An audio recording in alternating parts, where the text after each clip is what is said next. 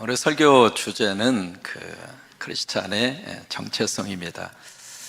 정체성이라고 하는 것을 영어로 아이덴티티라 그렇게 말을 하죠. 정체성이 나무로 말하면 뿌리하고 똑같고요, 건물로 비교를 하면 기초하고 똑같아요. 그래서 이 나무의 뿌리가 만약에 뽑히거나 건물의 기초가 흔들리면 건물이 와르르 무너지는 것처럼 삶에 대한 이 나무와 우리 인생의 건물의 가장 중요한 파운데이션, 기초, 그 루트, 그 뿌리가 바로 무엇이냐면 아이덴티티, 정체성입니다. 그래서 이 정체성이 흔들리지 않아야 사람이 안정적으로 삽니다. 또 정체성이 분명히 가지고 있어야 자존감을 가지고 살고, 정체성이 분명할 때 사람이 자신감을 가지고 살아요. 근데 이것이 만약에 막 정체성이 혼란이 오잖아요. 그때부터 무엇을 하더라도 의욕을 상실하고 자꾸 불안하고, 그리고 스트레스를 받고. 새끼 호랑이가 이게 정체성이 혼란기, 사춘기가 이 호랑이한테 와가지고 엄마 호랑이에게 가서 물어요. 엄마, 왜 나 호랑이 새끼 맞아? 그러니까 엄마가 그럼 너 내 새끼지, 내가 너 낳았어. 근데 이제 5분도 안 돼서 이 새끼 호랑이가 또 엄마한테 와서 엄마, 왜 나 진짜 엄마 새끼 호랑이 맞아? 그래 이놈의 새끼야, 내가 너 낳았다니까, 너 내 새끼야 이놈아, 너 호랑이 새끼야.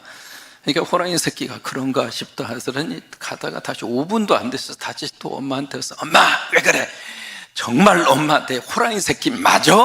내가 혼란이 오거든. 그러니까 엄마 호랑이가 짜증이 났어요. 감정이 상했어요. 딱 내뱉는 말에 야 이 개새끼야 이놈아. 호랑이 새끼라고 하면 호랑이 새끼인 줄 알지 이놈의 자식아. 그 말을 듣는 순간에 이 새끼 호랑이가 정체성 혼란이 일어나서 집으로 나가서 아직까지 안 들어갔대. 칼빈은 말합니다. 사람은 두 가지의 지식을 가지고 살아야 한다. 첫째, 하나님에 대한 지식이요, 두 번째, 나에 대한 지식이다. 근데 나에 대한 지식이 바로 뭔가? 크리스찬의 정체성이라고 하는 거예요. 여러분, 로마서 속에 이 크리스찬의 정체성이 뭔가, 아이덴티티가 뭔가라고 하는 것을 로마서가 쭉 우리에게 말씀을 해주고 있습니다. 첫 번째로 주시는 크리스찬의 정체성이 무엇인가? 난 예수 믿고 의인이 된 나. 그게 로마서 3장 23절 24절입니다. 그 말씀의 본문에 보시면 모든 사람들이 뭘 보면서요? 죄를 보면서요. 한 사람도 빠짐없이 다 죄인이라 이 말이에요. 그래서 죄인으로 살다가 보니까 하나님의 영광에 이르지를 못했습니다. 하나님 앞에 나가지를 못했습니다. 사람은 하나님 만나야 복받고 삽니다. 내가 하나님 앞에 나갈 수가 없는 거예요. 그런데 그리스도 예수 안에 있는 성령으로 말미암아, 이것이 바로 예수 그리스도가 주시는 십자가의 은혜죠. 보혈의 은혜죠. 여러분 성찬 드셨잖아요. 그 은혜로 말미암아 뭐가 우리 길이 확 열렸는가? 하나님의 은혜로 말미암은 새로운 복의 길이 열렸어요.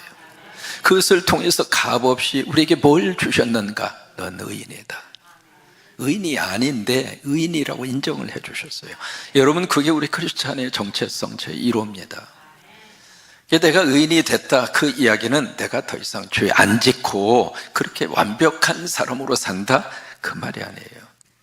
내가 예수 믿고 크리스찬으로서의 하나님으로부터 의롭다 하심을 받은 나의 정체성이라고 하는 것은 이제는 죄가 죄로 보여요. 그래서 죄에 대해서 아주 민감해집니다.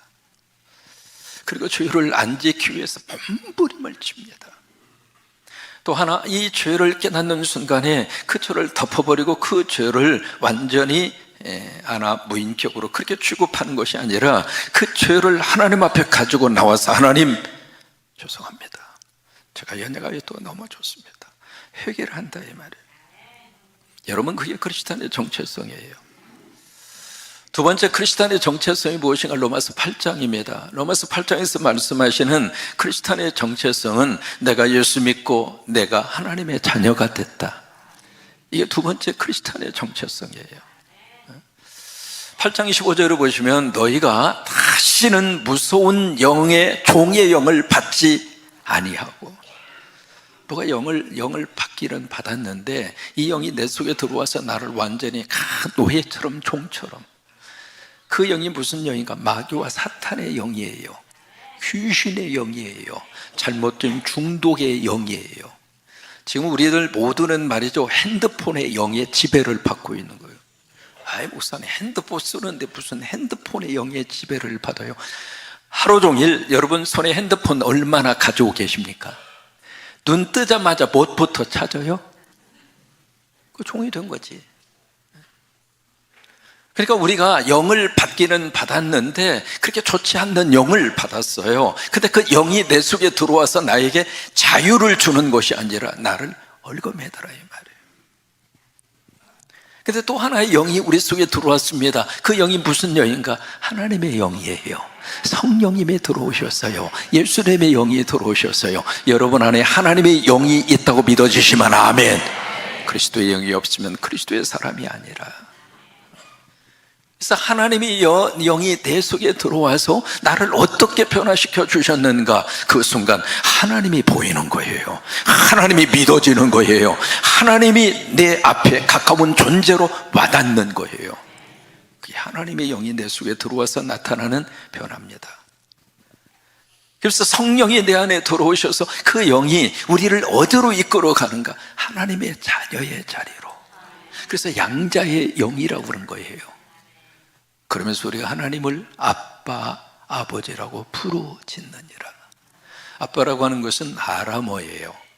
신약성경에 보시면 예수님이 쓰셨던 언어가 아람어인데, 달리다쿰이라든지 에바다라든지 이게 다 아람어예요. 근데 그 중에 하나가 저 아빠입니다. 그 뜻은 아버지라고 하는 뜻이에요. 여러분, 아빠, 아버지가 나의 하나님이십니다. 이것이 우리 정체성이에요. 난 예수 믿고 하나님의 자녀가 됐다. 나 예수 믿고 나 하나님의 자녀가 됐다. 따라서 하세요. 나는 하자다. 하나님의 자녀를 줄이면 하자예요. 앞으로 안 하자 하지 마세요. 아시겠습니까? 우리는 하자입니다. 자, 손 쥐고 옆에 있는 사람한테 하자.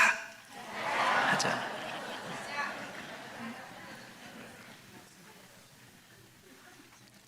세 번째로 크리스찬의 정체성이 있습니다. 로마서 6장이에요.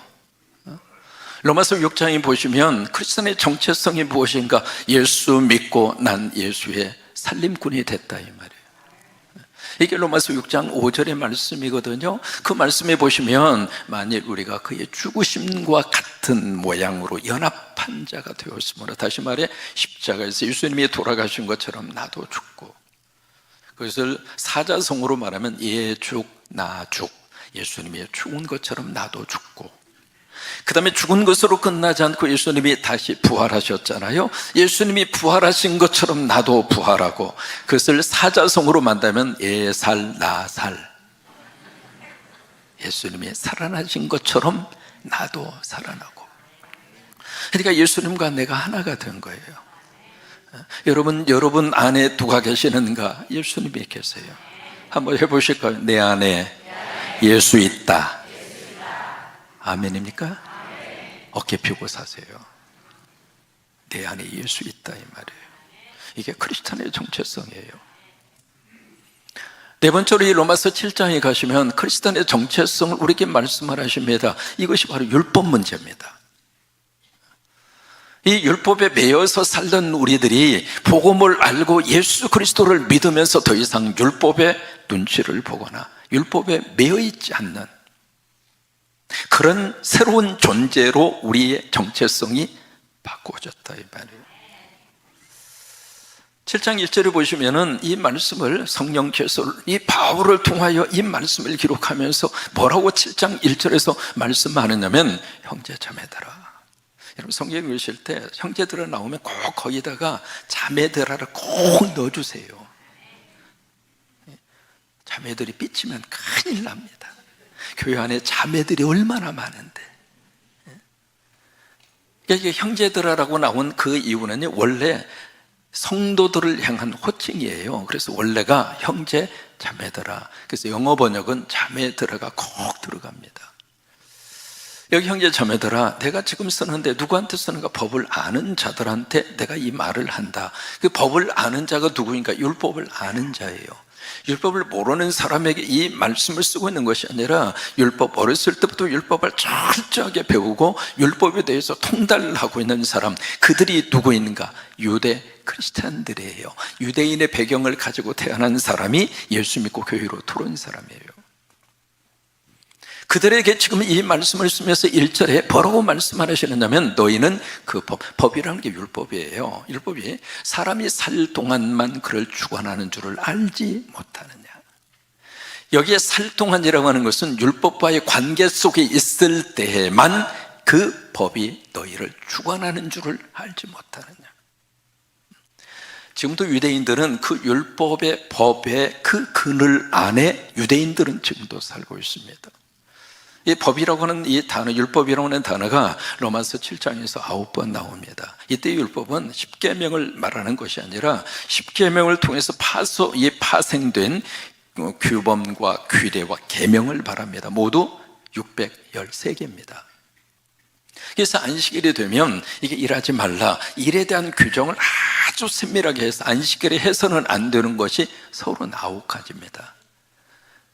그래서 제가 이스라엘에 가서, 그때가 안식일이었어요. 높은 호텔 올라가는데 이게 엘리베이터가요, 매 층마다 섰다가 열었다 닫혔다, 섰다가 열었다 닫혔다, 섰다가 열었다, 각 층마다. 그러니까 그 각 층마다 사람이 타고 내리고 그런가? 한 사람도 없어요. 나 혼자밖에 안 서 있어. 근데 그 높은 빌딩에 올라가는데 매 층마다 섰다가 열었다 닫았다 섰다, 속에서 막. 왜 그래요? 버튼을 누르는 것이 안식일에 해서는 안 되는 일이에요. 지금도 유대인들은 그런 법에 매여서 그렇게 살고 있거든요. 그런데 그 법이 언제까지 그들에게 소용이 되는가? 율법과의 관계 속에서 율법의 영향권 안에 살 때까지만 적용되는 줄을 알지 못하느냐. 그래서 2절로 3절에 예를 하나 듭니다. 한 가지 예를 들어보자. 그러면서 여기 부부의 관계를 그렇게 설명을 합니다. 결혼을 했어요. 아내와 남편의 관계가 돼요.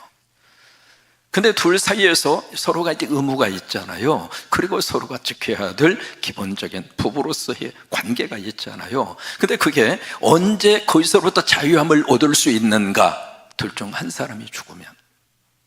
그 케이스를 여기서 지금 설명을 하고 있는 겁니다. 2절에 보시면 남편이 나옵니다. 만약에 남편이 돌아가셨다, 그러면 아내는 남편의 매임으로부터 자유를 얻어요? 아직도 돌아가셨는데도 계속 매여 있어요? 자유죠. 자유하기 싫으세요?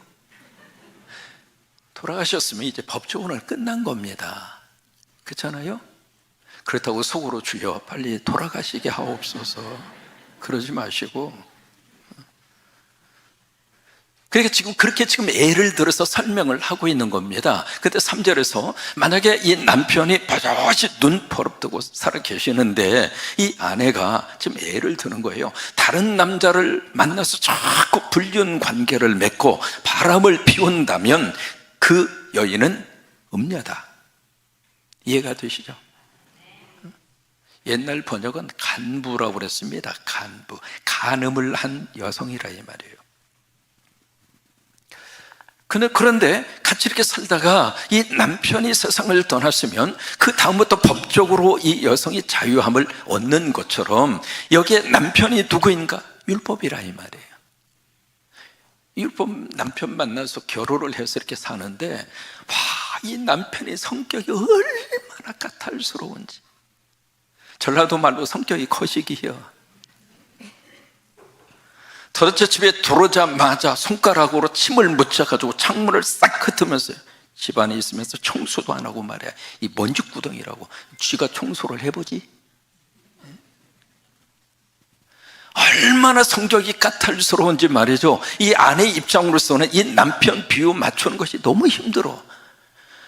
그냥 눈을 마주치면은 그냥 막 지적하고 꾸중하고 나무라고 하루 이틀이지.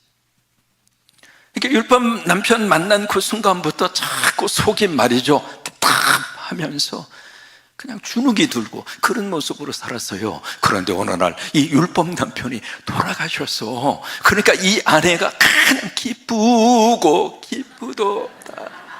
항상 기쁘도다.